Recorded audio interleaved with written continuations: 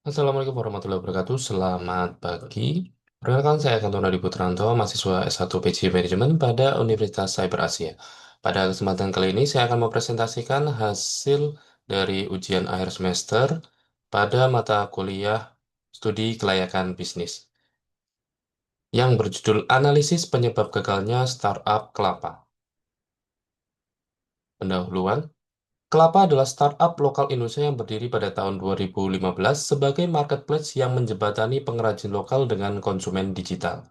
Startup ini mendapat pendanaan dari beberapa investor dan sempat dikenal luas sebagai pionir di sektor kerajinan berbasis digital.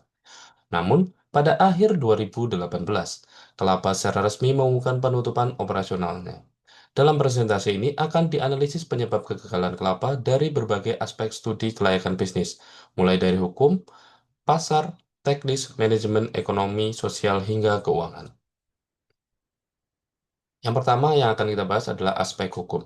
Secara hukum, Kelapa telah memenuhi ketentuan legal formal sebagai perusahaan berbadan hukum dan memiliki izin operasi sebagai e-commerce. Tidak ditemukan pelanggaran hukum yang menjadi penyebab langsung kegagalan. Namun, dari sisi kepatuhan terhadap regulasi marketplace yang berubah cepat, Kelapa tidak cukup adaptif, terutama dalam mengantisipasi peraturan pajak digital dan perlindungan konsumen yang mulai diperketat saat itu. Lemahnya infrastruktur hukum digital juga menjadi tantangan eksternal yang mempengaruhi operasionalnya. Aspek pasar, yang pertama, segmentasi pasar terlalu sempit dan kurang edukatif. Kedua, Kelapa tidak mampu bersaing dengan marketplace besar seperti Tokopedia dan Shopee. Yang ketiga, meskipun Kelapa membawa semangat lokal, citra dan penawarnya tidak cukup berbeda atau unik untuk menciptakan loyalitas pelanggan yang kuat. Selanjutnya dari aspek teknis. Meskipun antarmuka atau user interface Kelapa tergolong user-friendly, keterbatasan pada sistem logistik dan integrasi back-end menjadi masalah serius. Kelapa tidak memiliki sistem distribusi sendiri, sehingga sangat bergantung pada pengiriman pihak ketiga yang kurang bisa dikontrol kualitasnya. Ditambah lagi, banyak pengrajin belum teredukasi digital secara optimal, yang menyebabkan keterlambatan update produk dan kualitas layanan pelanggan yang tidak konsisten.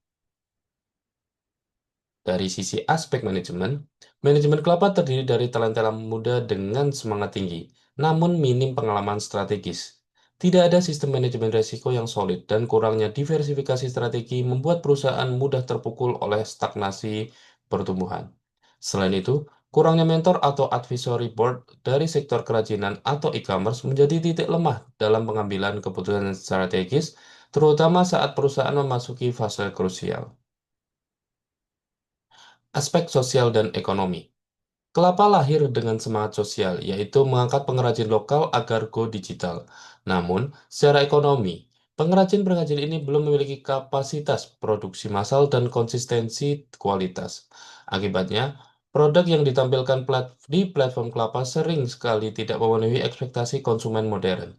Disparitas antara idealisme sosial dan realitas pasar menjadi salah satu alasan mengapa Kelapa gagal tumbuh berkelanjutan.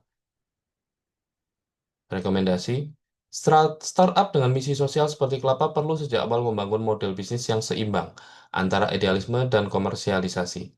Disarankan agar startup melakukan segmentasi pasar yang lebih realistis, membangun kapasitas produksi mitra sejak awal, dan memiliki roadmap monetisasi yang jelas. Selain itu, perlu manajemen risiko yang ketat dan pendekatan kolaboratif dengan pelaku industri untuk menjamin keberlanjutan usaha. Penguatan aspek logistik, edukasi digital mitra, dan diversifikasi pendapatan juga sangatlah krusial. Kesimpulan, kegagalan Kelapa menunjukkan bahwa ide bagus dan misi sosial tidak cukup untuk menjamin keberhasilan sebuah startup. Semua aspek studi kelayakan bisnis harus ditinjau secara komprehensif, mulai dari pasar, keuangan, manajemen, hingga operasional. Kegagalan Kelapa menjadi pelajaran penting bagi pelaku usaha digital agar tidak hanya fokus pada pertumbuhan pengguna, tetapi juga pada pencapaian keberlanjutan bisnis melalui perencanaan dan eksekusi yang matang. Terima kasih. Sekian dari saya. Wabillahi taufiq walhidayah. Wassalamualaikum warahmatullahi wabarakatuh.